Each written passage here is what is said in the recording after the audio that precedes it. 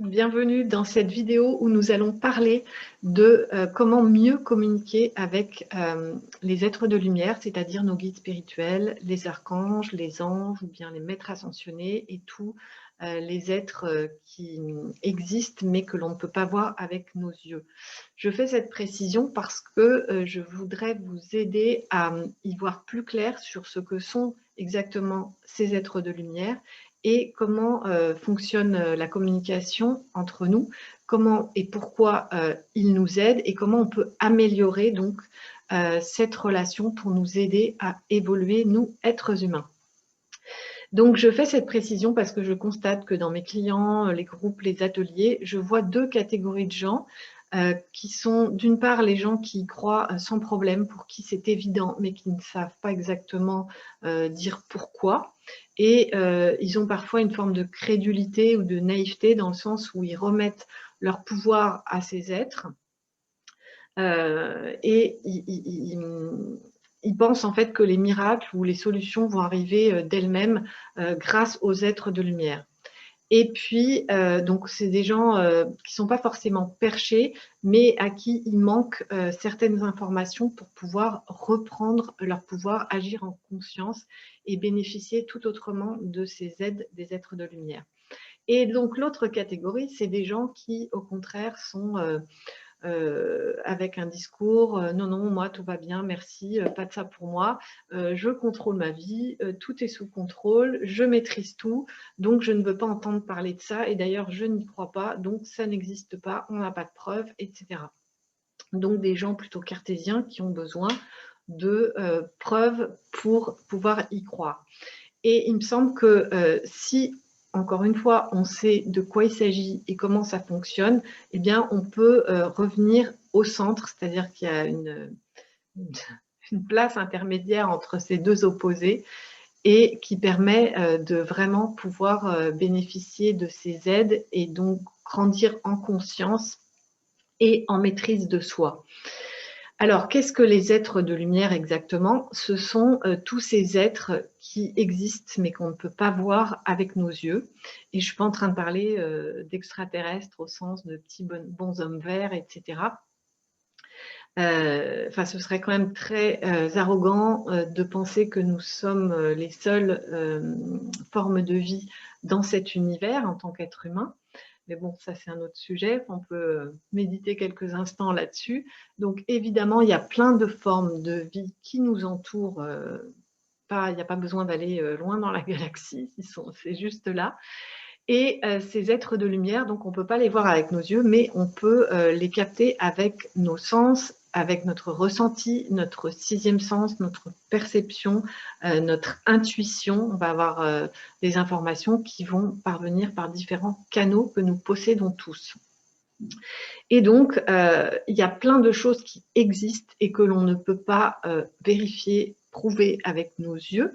Par exemple, nos idées, nos pensées, elles existent puisque je les ai à l'esprit, mais je ne peux pas les montrer, je ne peux pas les voir, je ne peux pas voir les idées de quelqu'un d'autre avec mes yeux. Par contre, si j'écoute à l'intérieur, je peux avoir une transmission de pensée avec quelqu'un ou je peux lire dans les pensées de quelqu'un. Et ça, pareil, on sait tous le faire. Plus ou moins bien, mais ce sont des capacités que l'on a en nous.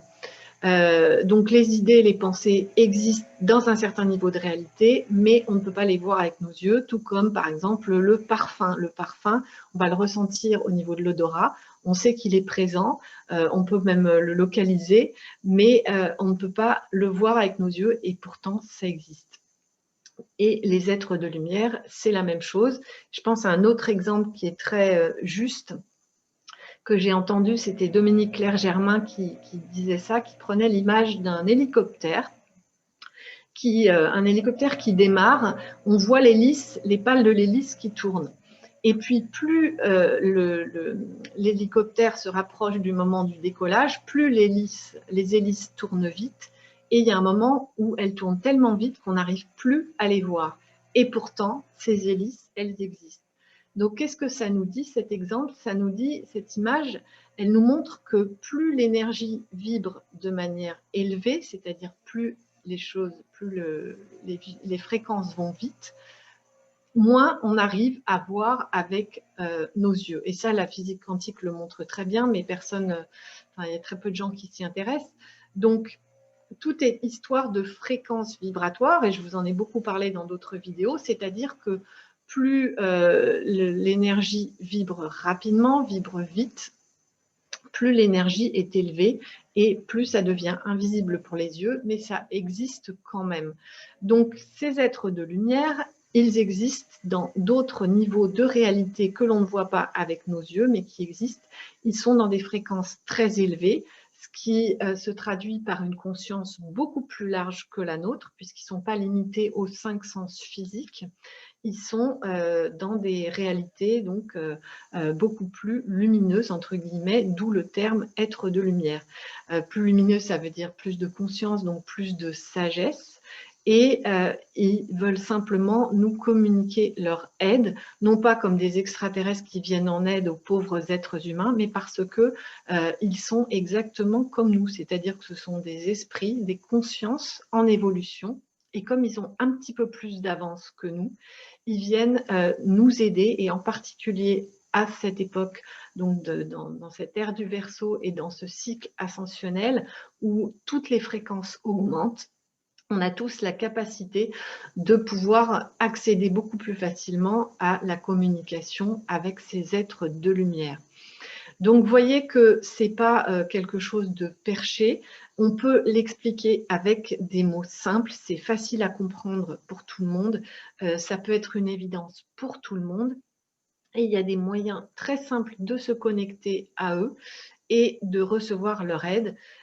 Mais dans une prochaine vidéo, je vous expliquerai comment recevoir leur aide, qu'est-ce qu'on peut attendre et qu'est-ce qu'ils nous communiquent, parce qu'ils ne font pas les choses à notre place, et ça c'est très important de l'avoir clair à l'esprit pour ne pas être dans l'illusion de la magie ou des miracles qui tombent du ciel.